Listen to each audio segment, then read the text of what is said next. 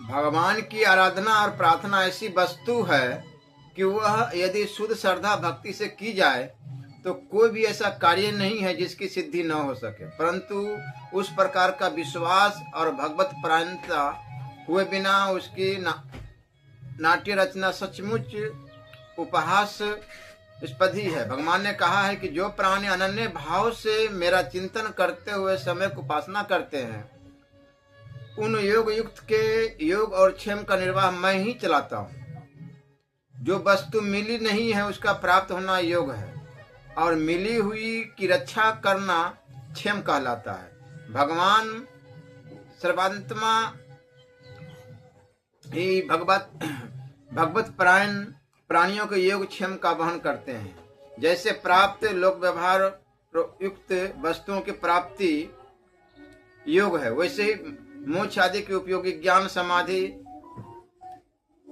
आदि की प्राप्ति भी योग ही है। शरणागति का भाव महानुभावों ने ऐसा वर्णन किया है कि जैसे गौ अश्व आदि का विक्रिय करने वाला पुनः उनके भरण पोषण की चिंता में नहीं पड़ता, उसी तरह अपने सर्वस्व सहित अपने आप को भगवान में समर्पण कर देने वाले प्राणी को अपने लौकिक तथा पारलौकिक कल्याण की चिंता नहीं करनी चाहिए। परंतु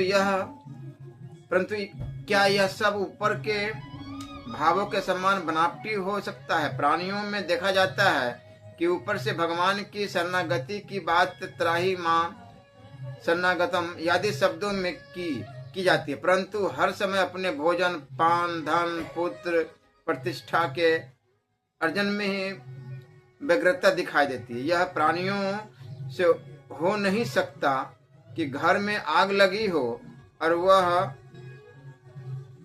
व्यग्रता से भगवान के ध्यान या जप में लगा रहे। यदि किसी सौभाग्यशाली की यह स्थिति हो जाए तो अवश्य ही भगवान उसके घर की आग बुझा देते हैं। आलस्य और अक्रमणता, बस अपने कर्तव्य की उपेक्षा करना, यह एक बात है, और भगवत परायणता में विश्व विस्मरण होने से जैसा वैसा होना यह दूसरी बात है। अपने यहाँ के कितने ही भक्तों के उदाहरण है कि उनके भगवत भजन में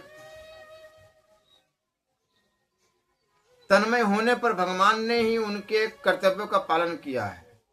रावण मेघनाथ आदि राक्षसों की कथाओं में भी ऐसी बातें आती है कि वे लोग युद्ध के